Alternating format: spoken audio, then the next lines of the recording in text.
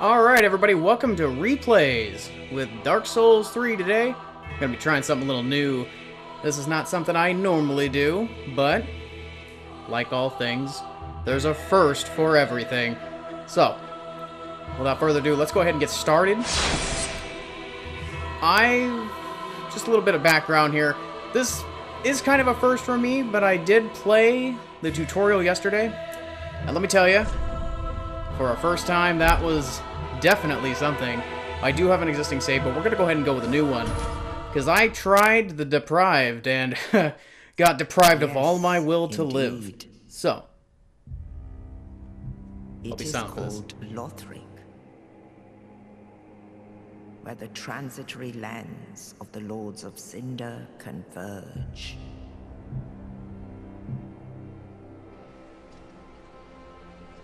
In venturing north,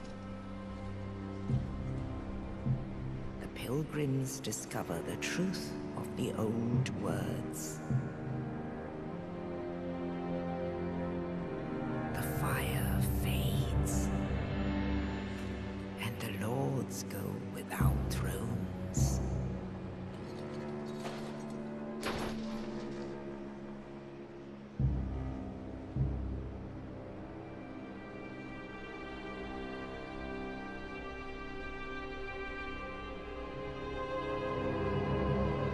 When the link of fire is threatened, the bell tolls, unearthing the old lords of Cinder from their graves.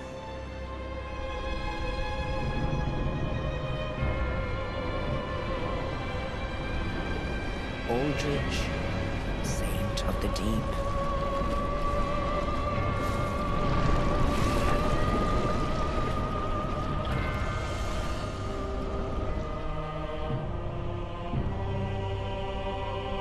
Farron's undead legion, the Abyss Watchers.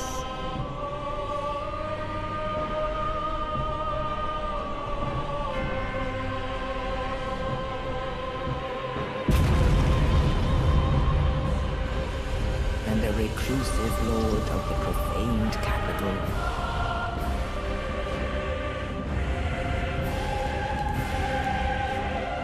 Yom the Giant.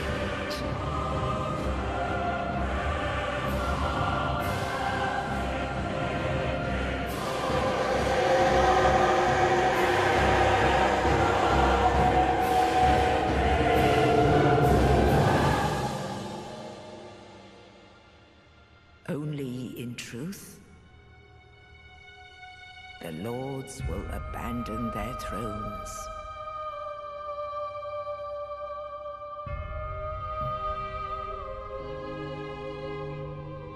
And the unkindled will rise.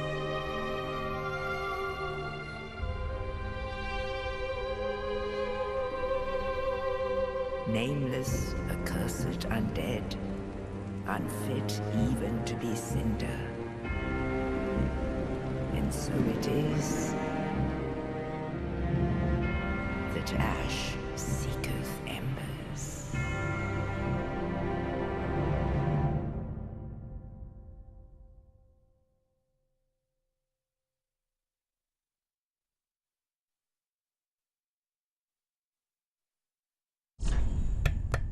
Alright, so as we've clearly seen, that was quite the interesting intro to this game. I like it. I like it a lot. It was kind of like Dark Souls 2. It looked really cool. But this time, the story actually goes with the cutscene. So, let's go ahead and get to the fun part. The quote-unquote fun part. For a name of a story, name of a character. I'm gonna go ahead and do something a little different. Let's see. We all know our favorite base cannon. And how awesome it is. This way, my favorite weapon. Go big or go home, as I always say. So, that weapon, in real life, has a little bit of a history. Has something to do with the German mercenaries, the name of the group, the Black Band, during the 1500s. They were pretty famous for using really overhead weapons. There was one guy in particular, though, by the name of Pierre Gerloff-Stony. I think that's how you say his name. So I'm going to go ahead, and we're going to go ahead and go big or go home with our first character here. So let's see, Pierre Gerloff-Stony. So that's how we do that. I don't know what he looks like. Oh, they have... So let's go ahead and go with Pierre Gerloff-Stony. I like that. That's enough to sound cool regardless. I'll go with a mature. Can't even see anything under this class. But speaking of classes, this is what we got. I gave it a little bit of a look over yesterday, but like I mentioned earlier in the video, I went with Deprived. And I'm going to tell you right now, ladies and gentlemen, unlike the previous two games, going Deprived in this one, you have your work cut out for you. So, let's go ahead and give some looksies over real quick. I want something with high strength and decent vitality. Mostly because I want to be using that Zwei if I find it. Hopefully I'll find it. I imagine we will anyway. So, here we got, Knight. Normal Knight. He's got a standard armor set. Got a Mercenary. High Dex. He looks like he's got dual scimitars, and he's got a pretty nifty looking wooden shield. So, we'll leave him alone. This is our bandit-looking character. Bandits from the first and second game were pretty popular. Not so much of the second one. The first one, they started with the spider shield. And, of course, the infamous Giant Dad was a soul level 99 bandit. So, that's where that started. They turned into warriors. A little bit different. But they do have a heavy battle axe. And, nifty little shield there. And looks like a decent amount of armor. So, let's see the Herald. Okay, so unlike the other two games, I will point out that there's actually a spear class. Spear class is nice. I've always liked spears. Never really gotten around to maining one aside from Santiers in the second game, but I appreciate the fact that it's a starting class now. And as you can see, a spear employs general restorative magic. So they have a simple heal. That's nice. Let's go with the Thief. That's your standard Thief. Backstab, dagger. Apparently they get a bow and they have themselves a small shield. Chainmail. Okay, that's not too bad. Assassin. They do have a thrust sword starting character now, which kind of works like the Thief. Surprise. They're almost the same character with a little slight different stats. One's level 10, the other's level 5. So there is that. Keep that in mind. That's one reason I also picked Deprived, was because they start at level 1. But I'll get to them. Let's see here. Sorcery is high intelligence. Yeah, here's our normal sorcerer. They start with a few spells, as you can see. Catalyst, from what it looks like. Staff. Yep. Let's see. There's a Pyromancer. Pyromancer, like the other two games, pretty self-explanatory. They get the glove and can cast fireballs. Boom. That simple. There's a Cleric with the heals. So there's a Herald who has the small heals. As you can see up here, has general restorative magic. And the Cleric has what looks like a larger heal, and it seems like a magic warding spell. That's kind of what I would say it was. I can't remember the symbols, but if it's that or force, then that works too. But here's Deprived. Starts at level 1, has 10 stats and everything, which is fine. The club is actually kind of nice. You might have seen my other video. I do have it up. It doesn't have any talk, and I recorded it with the PlayStation. Yeah, the club's okay, but the fact that you start with no armor, and you start with a wooden shield that might as well be charcoal firewood, kind of puts you, it's kind of detrimental to your playthrough if you're not used to the playthrough, especially if it's your first time. Now, let's go ahead and go back to what I was doing. I do want to be, I think, either the warrior or the knight. Haven't decided yet. So the knight starts at level 9, has what looks like elite knight armor, so that's like everybody's start. 99, 12, 97, 15. Yeah, we're gonna go ahead and start with a knight on this one. I'm going to go with it. I know the more historical accurate class for Piers Gerloffs himself would probably be warrior, but I'm gonna go with knight just for the hell of it. And then here we got the burial gifts. There's a couple of good ones in here. The life ring, like every other game, it's there. This is what I went with on the Deprived because the other one seemed kind of pointless to me at the time. However, if this is like the other Dark Souls games, then the life ring itself will probably be not worth it. Because you'll probably find one. This is my assumption. You'll find one really soon. There's a Divine Blessing in here. That's, you know, that's not too bad. There's a Hidden Blessing, which restores FP. By the way, FP, if any of you don't know, I will explain a little bit of that later. We'll go through the tutorial. Basically, a lot of that's used for your power attacks and your abilities, like spellcasting. Spellcasting takes them too. So there's a Firebomb. It's a Black Firebomb to be more specific. Yeah, I mean, that'd be good for a start on a boss. There's a Fire Gem, which will, from the sounds of it, upgrade fire weapons. That's not bad. A Sovereign Soul. A Sovereign Soul, the one who slept beside you. Rip, that's kind of sad. Aww. Well, that one's really fucked up. And then you just use it for more souls. Yeah, thanks, bitch. Rusted Gold Coin. It's just like Dark Souls 2. Ups your item discovery for a short while. I don't really have a use for that at the moment. Probably will later if I knew exactly what I was going for, but this is kind of a blind playthrough. I've only played a little bit past the tutorial, and so this will be useless to me. That's a really dick move. Is to start with a cracked red eye orb. You can just jump into the action immediately as soon as you get past the wall. As soon as you get past the boss and into the wall. See a little of that later. So let's go to the last item. Okay, so this can be used to blend in the environment, but only once. So this pretty much acts as your Silver's Talismans from Dark Souls 2. Huh, okay. That's kind of cool.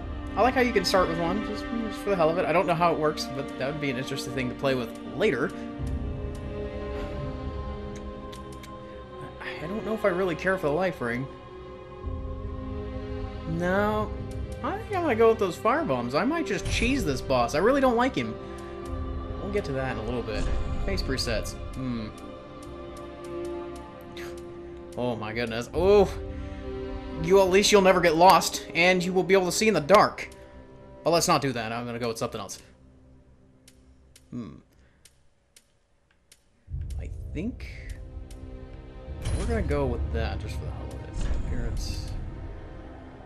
Oh, one thing I wanted to talk about before I leave this intro, guys, is you are actually allowed to save settings to your favorites. So if you make a character or a cosplay that's really great, you can save them. And then you can load them too, you know, if you have them. But I don't have any favorites saved at the moment. So, similar things. Yeah, you can, and it's nice about the randomization. You have the stock, and then there's similar faces in here that you can just kind of change to. I'll go with that one. Features. You go a little less. Just a little bit. I want to keep those changes. There we go. You have to hit X to confirm your changes. Almost forgot about that. Let's change here. It's black already.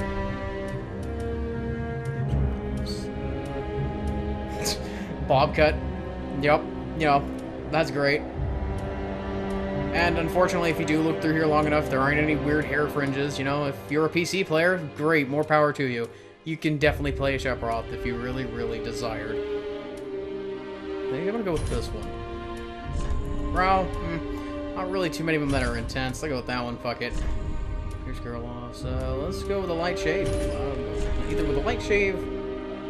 Fuck it, yeah, I'll just go with the low beard. You can even change your eyelashes, which is kind of funny. That's one hell of attention to detail. I'm not even gonna care. That's pretty funny. So we got that. You can actually change your build. Let's go. Burly. Oh, jeez. Burly upper body to burly lower body. Yeah, let's see. Guess I'll go with burly just for the hell of it, just to kind of match.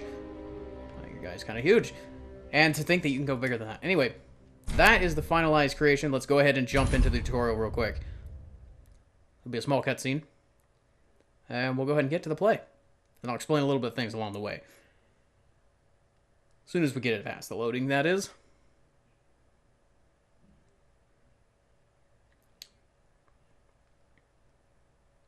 Yeah, that's... Oh, here we go.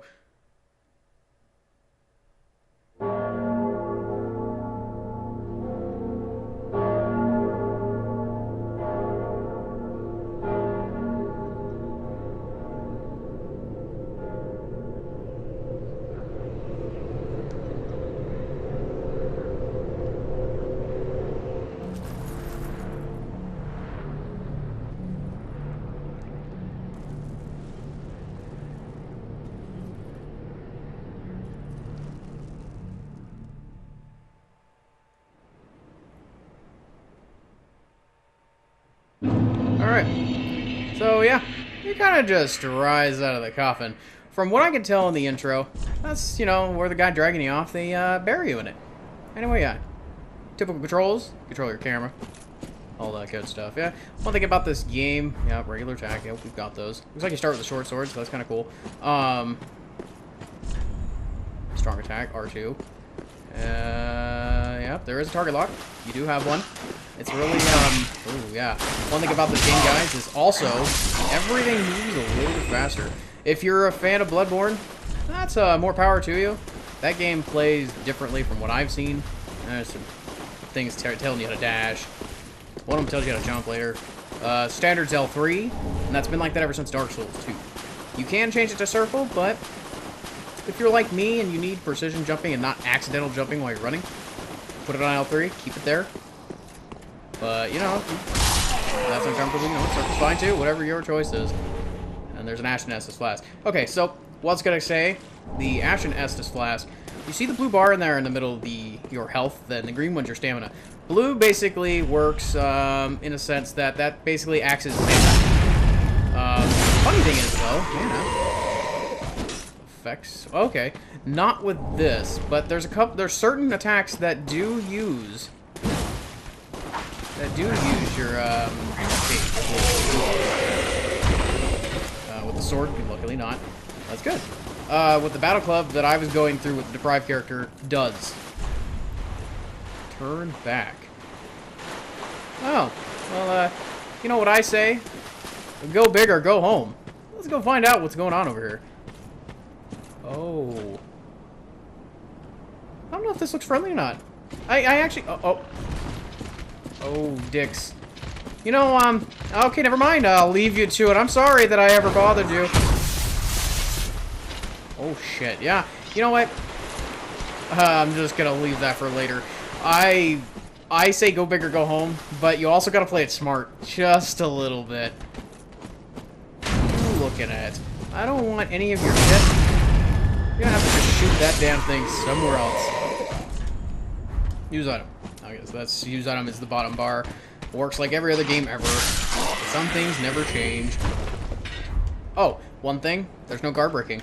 We're back to kicking. Like Dark Souls 1. So, one thing about that... Okay, so L2 is to parry if you have the right shield for it, which I do. The wooden one doesn't. It has a shield bash, which is weird. I'm guessing they did that to make it challenging, which would make sense. And then the riposte, if you put them in an animation. One thing about kicking, unlike kicking in the first Dark Souls, it actually, you're allowed to do it's kind of a guard break. That's how it works. And you do a riposte off that. Do a counter off that. So, let's go ahead and get going. Oh. And you see over here on my right, we've got ourselves a little bit of scenery. One thing I'm not going to lie about is this game looks really good. To me, I was playing it, it feels a little wonky to play. That, mostly because I haven't played Bloodborne. So, like once again, Bloodborne players, if you're used to it, that is something you will be comfortable with. I still feel it's a little clunky. Rest. Is that... Oh, that must be a gesture. Yeah, that's one thing I haven't figured out yet, guys, is gestures. I haven't just bothered. I don't think I've seen a tutorial on it yet. Come on. Goes over my face, I don't care. I'm cool with that, one way or another. I know there's a couple guys down there, but I'll go ahead and ignore them. You can go over here. This attack's kind of a shortcut. This also teaches you how to plunge attack, if you didn't know how to do it already. There's new players out there. Yep, just press it once and you do ourselves a little fall damage. Yeah, this guy's gonna try and shoot me. I'm not gonna have any of that. I ain't got time. I'm gonna go ahead and move on. Okay, so let's go ahead and get in here real quick. I don't know if you can open this door. I'm gonna go ahead and try it though. Just for the hell of it. I know I kind of wish I could have saved this for a first time, but that's not the case. Okay, so I was right-ish. We're gonna go here and fuck around a little bit. Yeah, so removing this sword. This works nothing like Excalibur. You don't get called king when you pull this out. Instead, it disappears in your hand, and this asshole wakes up and wants to fight you. You know, you saved him. Kinda, I guess. And he wants to flood the world up. thing about this, he hits like a truck. He also has a lot. He attacks fast. The game. This one thing about this game and bosses, I noticed this thing is really relentless. They will follow up after follow up. Sometimes he'll throw you off and attack late. I've fallen for that a couple times too. And my first time fighting him, playing as my other class, you get your shit smashed when you're playing with no armor. He will destroy you. You really have to get good. They were not kidding on that department. But as you can see, okay, so there is this. He does transform. Yeah, and he'll slam on you because he'll try to do that too. Get a free hit in. He'll follow up. Yep, okay. You're lucky you can get 3 hits on him just like I did. Get in close when he smashes. And stunned him, and that was it. Wow. Okay, so I'm gonna go ahead and say that that was my past experience, knowing how to fight him. That helped me right there. At the same time, a little bit of armor. Yeah. Oh, and you beat him and get some ember back and get some more health from it. That acts as a buff until you die. That's kind of how humanity works in this. You don't, your appearance doesn't change per se when you die. So I will tell you that. However, you will lose, I think, chunks off that health bar, and you'll lose that ember bonus, which I don't know a whole lot about yet. I only know that much. So let's go ahead and continue our adventure. Damn, doors are heavy. Fuck you. Get out of the way. I got places to be. This poor sap has broken straight sword. Yeah. Haven't bothered using it yet, but it's there if you want to. Dark Souls, Fashion Souls. Sometimes it doesn't make sense. And one thing that's really nice to get used to is if you can fight without your lock-on. Because sometimes your lock-on, in about universally every other game, will shaft you. We got that. They're handled. More up here. So normally you're supposed to go left, but I'm going to go straight real quick. Because there is an item out back. Can't remember exactly what it is, but I know it'll probably be useful later. There is this dog. I don't know where you're going, dog. Where are you going? Well, you're not fucking staying here, that's for sure. Your ass needs to leave. It's an emperor. Okay, so that was one of the things you can start with, if I remember correctly. Or no. No. That actually is the thing that gives you this buff that I have on my left. Okay, so I mean, that's there if you need it. Here's a Firelink Shrine. Okay, yeah. So this place looks really cool compared to the last Firelink Shrine. The last Firelink Shrine was serene in a way. It was a little bit different. It's a little more roomy outside. But, you know, this one's kind of nice. I like this one. Let's go ahead and talk to this lady. Welcome to the bonfire, unkindled one. I'm a fire. Can I carry you? Okay, she's a firekeeper. I tend to the flame and tend to thee. Oh, really? The lords have left their thrones and must. Welcome to the bonfire. I'm a fire. I tend the lords have left their thrones and must be delivered to them. I was hoping to ignore her for a little bit and get my stuff done. To this end, I am at thy side. Okay, so basically she is how you level up. Very well. So, they kept that from Dark Souls 2. Take nourishment from these sovereignness. Oh, touch the darkness and take my sovereignty. That sounds dirty. Just a little dirty. So I can level up. I think I'm gonna put some points in a strength. That's what I'm gonna do. Sounds good to me. I'm gonna need it later. Might as well do it just to have a little more damage. So that coiled sword that you get off the boss, Index Girl, whatever his name is. Throw that son of a bitch in here. Light yourself on fire. Light a fire, keep a man warm at night. Light a man on fire, you keep him warm for the rest of his life. That's how that goes. Okay, so yeah, they do have the storage box through here. You can attune your spells, travel. An undead bone shard. I have no idea what that is yet. I'm gonna leave it. I'm gonna talk to this poor old chap. Ah, another one. Well, you're not alone. We don't give a shit. We unkindled. Gives me so we're all connection. unkindled. And it have yeah, so basically... true legends. with the metal to link the fire. We're not fit to lick no boots. Yeah, that's okay. I don't want to lick no boots. But he does give you a gesture, which is claps. So, I'm going to go ahead and end it right here, actually. We're about 25 minutes in. I'm going to start up another episode here in a minute. And until the next time, like, comment, and subscribe if you enjoy what you see. And until then, peace out.